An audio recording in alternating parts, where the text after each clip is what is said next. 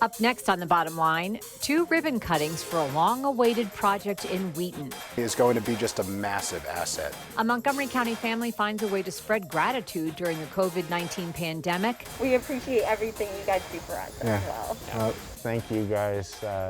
You all were nominated by somebody. And 100 years of history. Local author Fred Bowen tells us about his new book that chronicles the history of the NFL. When you write for kids, that's like, this is the perfect story. It's got everything.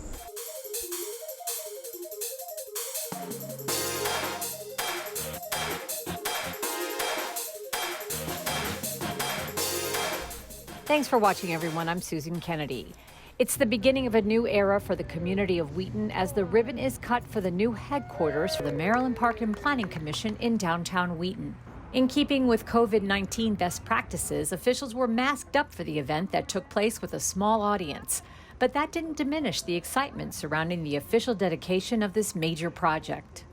To see this come to fruition, to have been so intimately involved from the very beginning in terms of the design and what should be here. Whenever you bring employment to an area, you're bringing so much more employment, so much more opportunity for every business, especially small businesses, to service the public. The building will also be home to 7 county agencies, making it a one-stop shop for residents looking to contact multiple departments. I think a home run for Wheaton. What we've done here, we've preserved Triangle Lane, which is this very unique small road where there's a lot of small businesses right off to the side. We have the future possibility of developing over the metro site, but we have a civic space. We can have concerts and events and festivals. And to have a headquarters that is looking at approving and overseeing smart growth and in the heart and hub of one of the great cultural centers of Montgomery County is going to be just a massive asset. Located in the center of the Wheaton Triangle, the building will eventually be home to 900 employees. This is one of the few tall buildings anywhere near Wheaton. You have pretty much unobstructed view. Today, just a handful are on site, including Planning Board Chair Casey Anderson. You can see White Flint, you can see NIH. Over there in the distance, there's the cathedral, you can see the Washington Monument. The vision is to eventually make the building open to the public for art shows and other gatherings. There is an urban park just across the street with a stage and plaza dedicated to the late Marion Fryer, a Wheaton resident for over 40 years who was a champion for the community. For me, it also marks, I think, a full circle given the projects that I have spearheaded, like the Library Rec Center, Wheaton High School. Very soon there's going to be also a community park in the corner of Randolph and Georgia. And of course, this particular project, I feel really good. And it's my last term, so I want to be able to look back in terms of a legacy for Wheaton.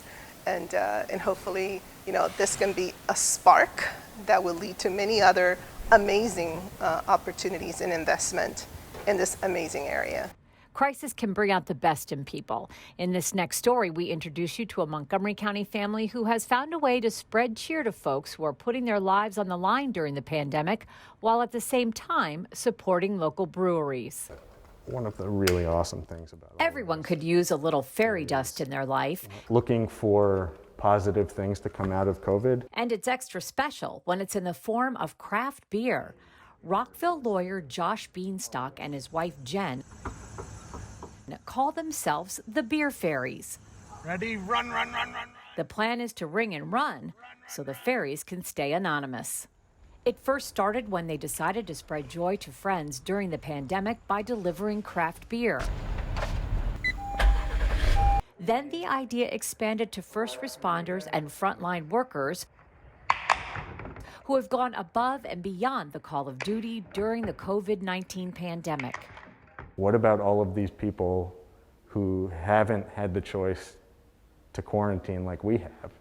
Let's get in touch with breweries throughout the state and see if we can't partner, get beer donated from them, and thank these people. They then realized they could help the local breweries by asking for donations for the beer, which has resulted in several $1,000s in funds to drop some happiness at the doors of local heroes. One of the greatest joys I had was making a drop to somebody who works in the dairy department of a local Giant and has showed up, and it just so happens that that person was working in the dairy department at Giant when I was a kid and was always friendly, but I have noticed that he has always showed up. The drops include a letter of thanks and 4 county brewed beverages. We headed with Josh to meet up with Councilmember Andrew Friedson. All right, let's go spread some gratitude, crafting gratitude here. Let's do it. Play Ding Dong Ditch at the home of 2 young rescue squad volunteers who were visibly excited when they discovered what was at their door. This was unexpected. Thank you so much. It's reactions like that that make That's awesome. all of this work. It's those small tokens of appreciation that are important during these trying times, and the work of the Beer Fairies is bringing joy door to door. We love helping you guys out, and we appreciate everything you guys do for us as well. Thank you guys. You all were nominated by somebody. Thank you so much. We love what we do. You know, we love helping our community. It's one of the reasons why we do what we do. Even if it isn't our full-time job, just something that we like to do to give back in these trying times. Those are all local beers, so you can, it's a community effort supporting community craft breweries and providing a thank you to you for all the service that you've provided us in these tough times. So. I'm gonna have to break into it. Thank you, good, good. Thank you. Enjoy. Every night's a perfect night for local beer, but tonight is a particularly perfect night. Most definitely. In a time like this where we're socially distanced, these community building efforts are so important, just to make sure that we all feel like we're part of something bigger, and it's easy to feel isolated, it's easy to feel alone. And this is one additional gesture to show that we are part of a community and that our community looks after one another, our community appreciates each other, and that we're going to make sure that we take care of the people who take care of us. And for Josh Beanstalk, not only does this effort give him the opportunity to brighten someone's day, but it's also become a lesson for his family, especially his young daughter, that he hopes will stick. Things that will come out of the pandemic. I hope that my daughter at 3 years old comes out of the pandemic with an appreciation for saying thank you. Run, run, run, run, run! If you'd like to nominate someone for a drop from the Beer Fairies, or you'd like to make a donation, visit their website. Local author Fred Bowen knows that sports teaches us a lot about life. He has written for the Washington Post for more than 20 years and has just released his 25th book, which chronicles the history of the NFL. In this FaceTime interview, he tells us the lessons he hopes this book will convey. McGee, Packers coach Vince Lombardi. Fred Bowen loves to tell stories. McGee looked around for his helmet. He had left it in the Packers locker room. Another reserve wide receiver handing McGee a helmet. With no sleep and the wrong helmet, McGee hustled onto the field and played the game of his life. Bowen writes the Kids Post column for the Washington Post, but he is also the author of 25 books about sports for kids, and he writes those books with a distinct purpose in mind. I see sports history as being a wonderful way for kids to be introduced to history. That whole idea of, oh, wait a second, you mean things weren't as I see them now? And I always say to kids, I say, I'll be in a school and I'll say, who likes fantasy? Oh, I like fantasy. Because, it's a whole different world. I says, well, I like history because history tells you about a world that is very different than ours, but it really happened, and this is the real payoff. Bowen has just released his newest book, Gridiron, a look back at the last 100 years of history of the National Football League. He decided to write the book after being approached by renowned artist James Ransom. They talked, exchanged emails, and went to work. Like I remember I showed him some of the first chapters, and he said, hey, this is good, this is a good start. But he said, tell more stories. So he got the ball rolling and did just that. The book covers 20 chapters of the history of the NFL, which started in an automobile showroom in Canton, Ohio. And one of the great stories in the book is that how much did it cost to get into the league? $100.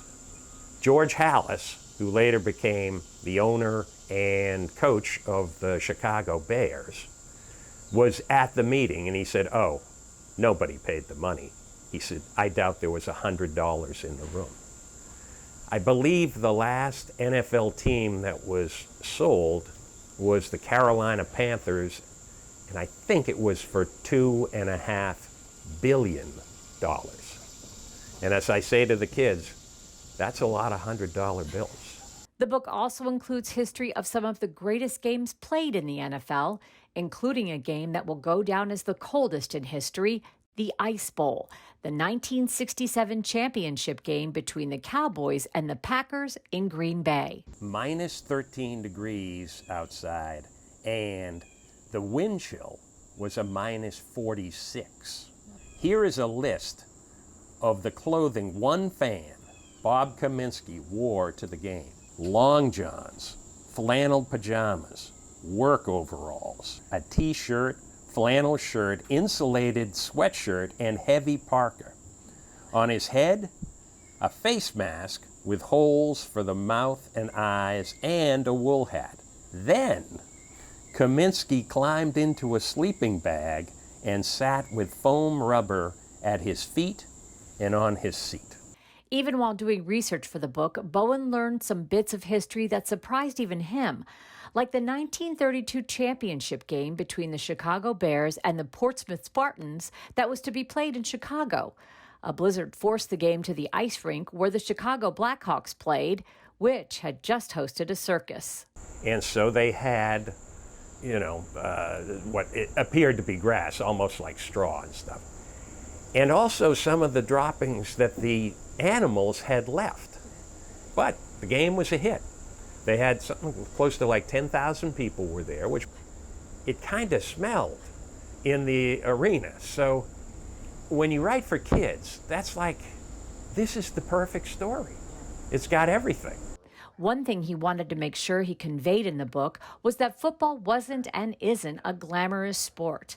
He included a chapter on chronic traumatic encephalopathy, which he believes could affect the future of the sport. And basically, it's the condition that a boxer or a football player might get because of repeated blows on the head.